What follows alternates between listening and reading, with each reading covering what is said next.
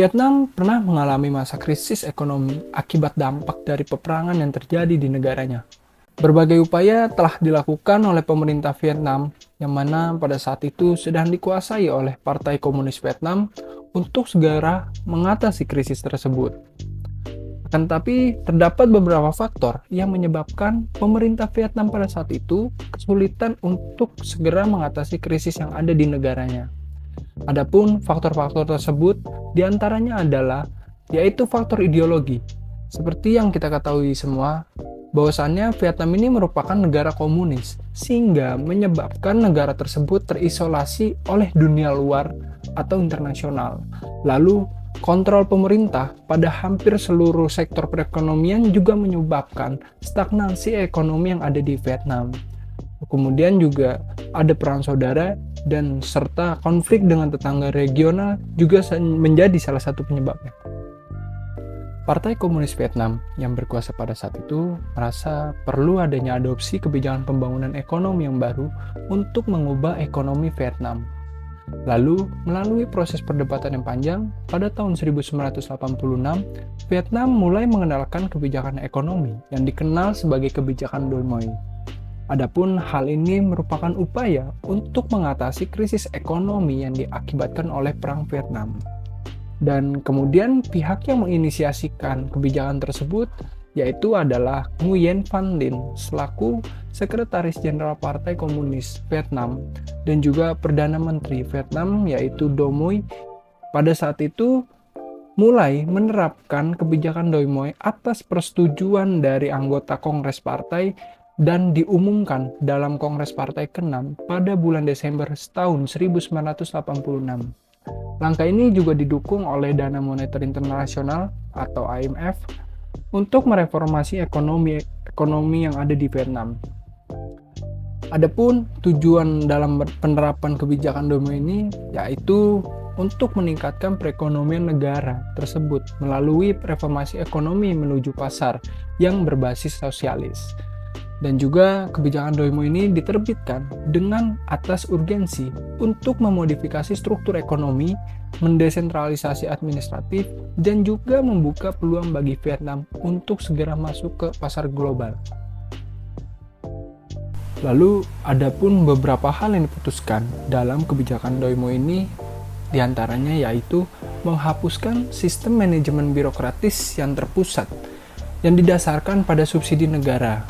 Akan tapi sebagai gantinya, Vietnam mulai bergerak menuju ekonomi yang berorientasi pasar, multisektor, serta memberikan peran yang lebih besar serta ruang kepada pihak-pihak swasta untuk melakukan perdagangan baik di dalam negeri maupun di luar negeri, dan juga sekaligus bersaing pada sektor-sektor strategis maupun yang non-strategis.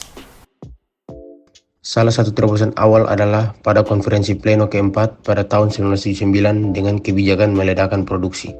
Konferensi ini menekankan pentingnya stabilisasi pasokan pangan selama 5 tahun, mendukung perdagangan bebas dan mendorong partisipasi masyarakat dalam aktivitas bisnis. Namun upaya ini menghadapi kendala, termasuk meningkatnya inflasi. Pada tahun 1985, Vietnam mencoba untuk melakukan penyesuaian yang lebih luas dengan memperkenalkan sistem upah uang dan menghapuskan sistem nota janji cap. Namun, perubahan ini menyebabkan masalah baru, termasuk inflasi yang semakin tinggi. Terobosan berikutnya terjadi pada konferensi Kementerian Politik ke-5 pada tahun 1986 dengan kesimpulan tentang sejumlah isu ekonomi. Konferensi ini menekankan pentingnya mengubah struktur ekonomi dan investasi, serta mengidentifikasi keberagaman struktur ekonomi sebagai ciri khas periode transisi menuju sosialisme. Kemudian di poin berikut yakni reformasi ekonomi yang dilakukan oleh Doi Moi dengan tujuan untuk menciptakan suatu sistem perekonomian yang berorientasi pada pasar namun tetap sosialis. Sebelum reformasi Doi Moi terjadi, Vietnam pernah mengalami hiperinflasi hingga lebih dari 700%. Kemudian awal reformasi di tahun 1986, Vietnam mengalami peningkatan di bidang perekonomian. Walaupun demikian, kondisi perekonomian Vietnam tetap mengalami penurunan yang cukup signifikan seiring dengan berjalannya waktu, terutama di tahun 1996 sampai dengan tahun 1999, serta terlebih lagi setelah krisis ekonomi Asia.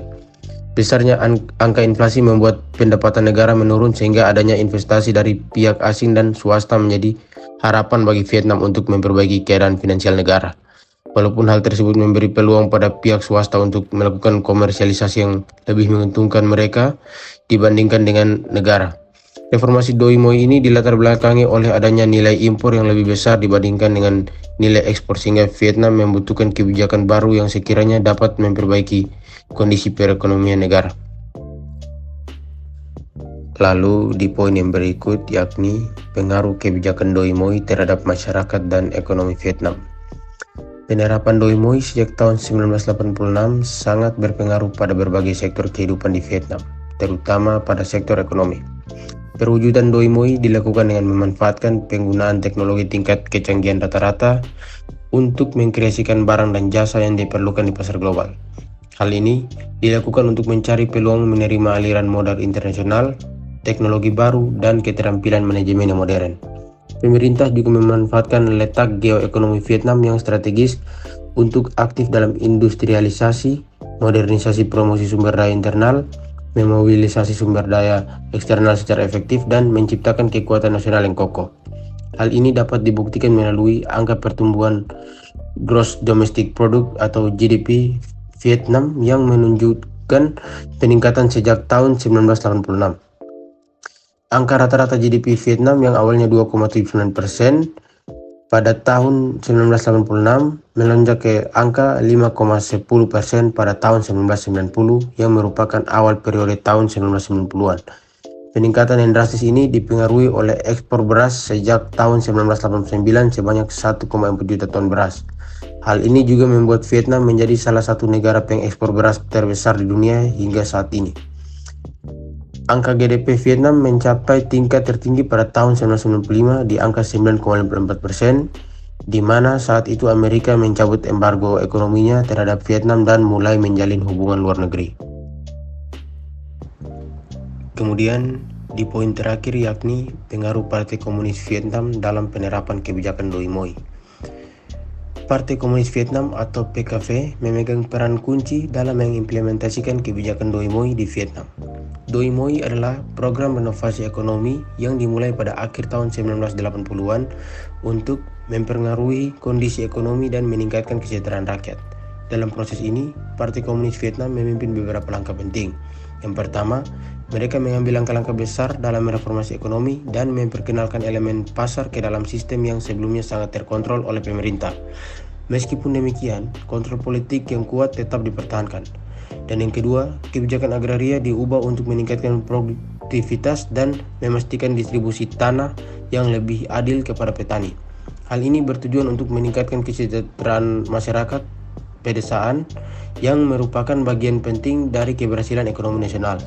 Kemudian yang ketiga, Partai Komunis Vietnam berperan dalam mengundang investasi asing dan membuka peluang perdagangan internasional dan membantu mendorong pertumbuhan ekonomi dan memodernisasi sektor-sektor tertentu. Pengaruh kuat Partai Komunis Vietnam dalam penerapan kebijakan Doi Moi ini mencerminkan peran mereka dalam mengarahkan perubahan ekonomi dan sosial signifikan di negara tersebut. Setelah Doi Moi diterapkan, Vietnam mengalami pertumbuhan ekonomi yang sangat kuat. Hal ini terutama didorong oleh adanya liberalisasi ekonomi, investasi asing yang meningkat, serta peningkatan dalam perdagangan internasional. Sektor manufaktur, ekspor, dan pariwisata menjadi sumber pertumbuhan ekonomi yang penting bagi negara ini. Dengan adanya liberalisasi ekonomi di Vietnam, hal ini memungkinkan perusahaan asing untuk beroperasi di Vietnam dan mendorong ekspor produk-produk Vietnam ke pasar internasional. Kebijakan ini menciptakan lingkungan bisnis yang lebih dinamis dan mendorong pertumbuhan sektor-sektor tertentu seperti manufaktur dan juga teknologi. Lewat kebijakan ini, terjadi sebuah perubahan struktur ekonomi di Vietnam. Sebelum Doi Moi, Vietnam didominasi oleh sektor pertanian.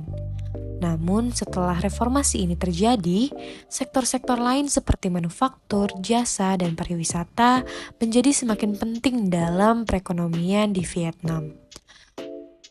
Sehingga hal ini memungkinkan adanya diversifikasi ekonomi dan mengurangi ketergantungan pada sektor pertanian yang rentan terhadap fluktuasi cuaca dan harga komoditas.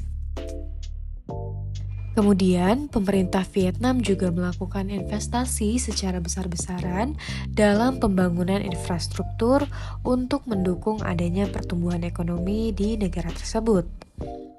Hal ini termasuk pembangunan jaringan transportasi, pelabuhan, bandara, serta investasi dalam energi dan telekomunikasi.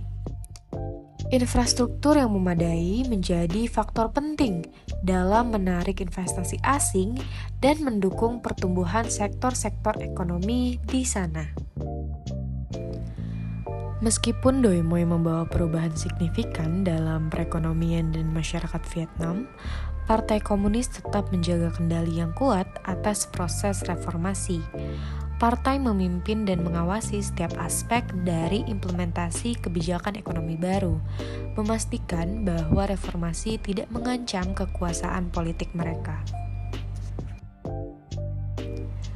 Partai Komunis Vietnam mempertahankan kendali ketat atas media dan juga informasi publik, memastikan bahwa narasi yang mendukung pemerintah dan partai tetaplah dominan.